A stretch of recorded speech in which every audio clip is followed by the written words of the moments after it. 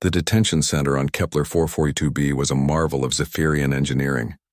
Crystalline walls that could withstand plasma bombardment, gravity manipulators that could crush bone with a thought, and neural dampeners that supposedly stripped away hope itself. For 3 centuries, no species had ever escaped the facility. The Zephyrian Empire took pride in that record. Commander Vexthul observed the latest batch of prisoners through the translucent barrier.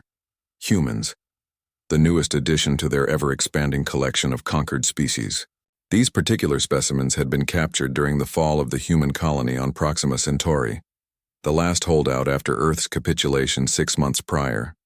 Fascinating creatures, his subordinate tech specialist Kilnara noted as she calibrated the neural dampeners. Their psychological profiles are unusual. Even under maximum suppression, their brain patterns show remarkable resistance to despair. Vexthul's 3 eyes focused on one human in particular, a female with graying hair who sat cross-legged in the center of her cell, her lips moving silently. What is she doing? According to our linguistic databases, she appears to be singing, without sound. Kilnara's tentacles writhed in confusion. The neural dampener should have eliminated such irrational behavior within hours. The human was Dr. Sarah Chen, former director of the Proxima Research Station. She had watched her life's work burn as Zephyrian warships darkened the sky. She had seen friends vaporized by plasma cannons. Yet here in this crystal cage designed to crush souls, she sang lullabies her grandmother had taught her 70 years ago. Days passed. The Zephyrians increased the neural dampener intensity. The other species in the facility, the warlike Krathos, the intellectual Silthians, the hive-minded Vortani, all fell into the expected pattern of listless despair. But the humans remained human. They shared stories.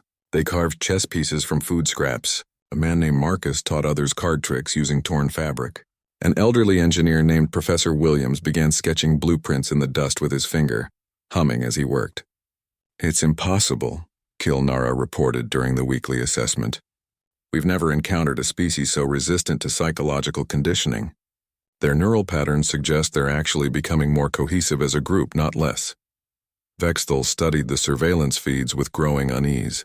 In cell block 7, a young human named Alex was teaching others what appeared to be Earth mathematics. In block 12, Dr. Chen had somehow convinced a Krathos warrior to join their evening storytelling sessions, something that should have been neurologically impossible under the dampener field. "Increase the gravitational pressure," Vexthul ordered. "Double the neural suppression." The humans adapted. They developed a tapping code using the gravitational fluctuations. They exercised in shifts, supporting each other when the increased gravity made movement nearly impossible. When one human fell sick from the environmental stress, others shared their meager rations without hesitation. But it was on the 47th day that everything changed. Professor Williams had been working on his dust blueprints for weeks, scratching away calculations that the daily cleaning cycles erased each night. On this particular morning, he looked up at the crystalline ceiling and smiled. "Hey, Sarah," he called to Dr. Chen. "Remember resonance frequencies from your physics classes?"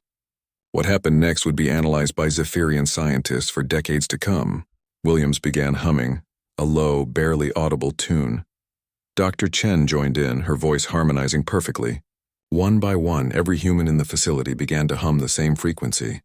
The crystal walls designed to contain antimatter explosions had one fatal flaw. They were grown, not manufactured. Like all living crystals, they had a natural resonance frequency. The humming grew louder. Marcus added a rhythmic tapping. Alex contributed a melodic whistle. 47 human voices, supported by dozens of others who had learned the tune, created a harmonic convergence that the Zephyrian architects had never considered. The first crack appeared in the detention center's main support column. "Shut them up!" Vexthul screamed, but the damage was accelerating.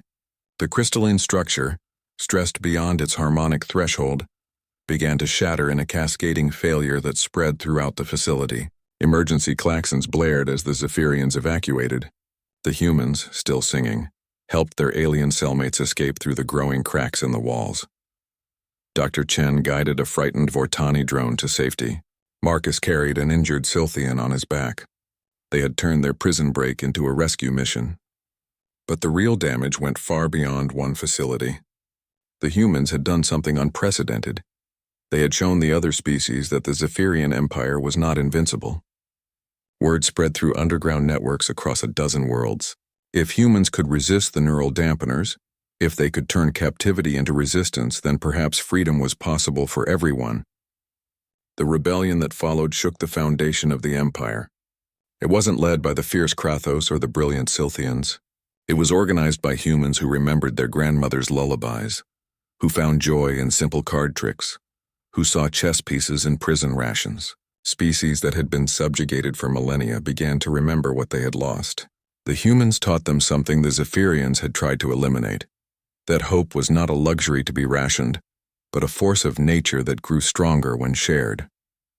6 months later, as Zephyrian worlds fell one by one to the growing alliance, Vexthul sat in his own detention cell, ironically, a human-designed facility that focused on rehabilitation rather than despair.